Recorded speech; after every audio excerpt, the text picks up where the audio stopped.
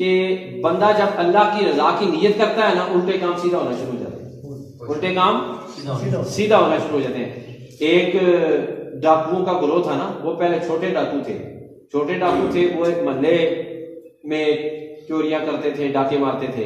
تو اب انہوں نے میٹنگ کی، انہوں نے کہا یار بات سنو، اب ہم نے خچر لے لیے، پرانے زمانے کی بات ہے، اب ہم نے خچر لے لیے ہیں اور اب ہمارے خرچے بڑھ گئے ہیں، تو آؤ کسی باہر جا کے کسی بڑے شہر میں جو ہے نا وہاں پہ ڈاکے ڈالتے ہیں، اب ہمارے خرچے بڑھ گئے جی شہر میں ڈالا ڈاکہ وغیرہ، 2-4 ڈاکے ڈالے اور سامان تو ان کا قافلہ بھی بڑھ گیا، خرچے بڑھ گئے۔ انہوں نے کہا یار جاتے ہیں کسی دور بڑے شہر میں رئیسوں کو جا کے لوٹتے ہیں۔ انہوں نے کہا ٹھیک ہے، میٹنگ ہوئی، میٹنگ کے بعد انہوں نے کہا چلو چلتے ہیں۔ دوسرے دن قافلہ روانہ ہوا اور وہ اونٹ بھی ان کے پاس ہیں، گھوڑے بھی ان کے پاس ہیں، ان پر کچھ سامان بھی لدا ہوا ہے اور جا رہے ہیں جناب، کدھر جا رہے ہیں؟ ڈاکہ مارنے کے لیے۔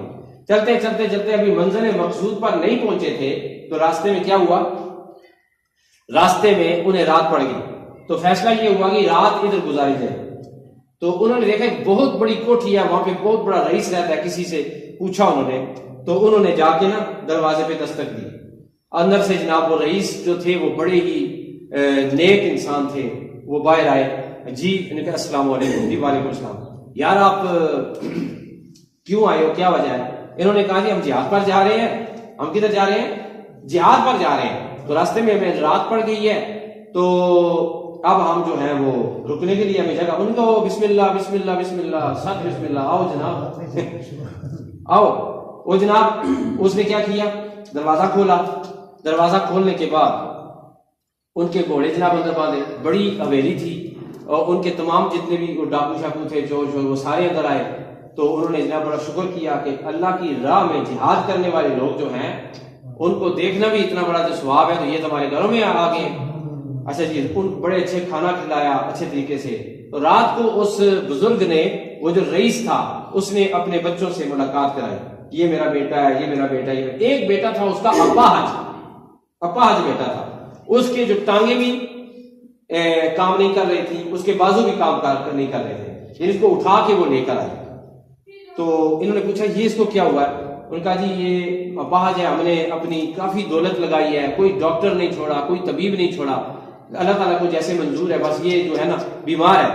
تو بس یہ رات ہوئی، رات ہونے کے بعد صبح ڈاکو روانہ ہو یہ جناب، انہوں نے شہر میں جا کے ڈاکہ مارا دوسرے شہر میں اور بڑا مال و اسباب حاصل کیا، اور 1 یا 2 مہینے کے بعد نا دوبارہ آئے، اتفاق کی بات کہ اسی حویلی کے پاس انہیں رات پڑ گئی۔ فیصلہ ہوا اب کیا کیے جائے؟ انہوں نے کہا جی کہ جو بزرگ ہیں، کیا ہیں؟ جو بزرگ ہیں، جو بڑے اچھے یار، انہوں نے بڑی خدمت کی تھی، ان کے پاس چلتے ہیں۔ دروازہ کھٹکایا جی، بزرگ باہر ہے، وہ بسم اللہ بسم اللہ، واپس آ گئے جی، واپس آ گئے۔ انہوں نے کہا جی کہ ہم گئے تھے جہاد پر، تو ہمیں فتح ملی ہے اور مال غنیمت لے کر ہم واپس لوٹ رہے ہیں، مال غنیمت لے کر واپس لوٹ رہے ہیں۔ تو انہوں نے کہا بسم اللہ، سات بسم اللہ، سات بسم اللہ۔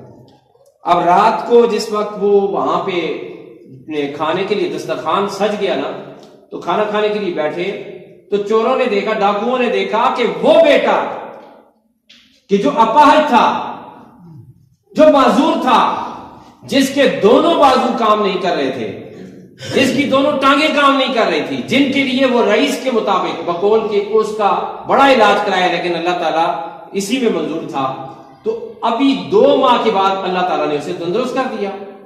وہ بڑے حیران ہوئے، جو ڈاکو کا سردار تھا، وہ کہنے لگا جی یہ کیسے ٹھیک ہو گیا؟ بزرگ کہنے لگے نہیں، یہ راز کی بات ہے، یہ ہم نہیں بتاتے۔ انہوں نے کہا نہیں آپ بتائیں گے تب ہم کھانا کھائیں گے۔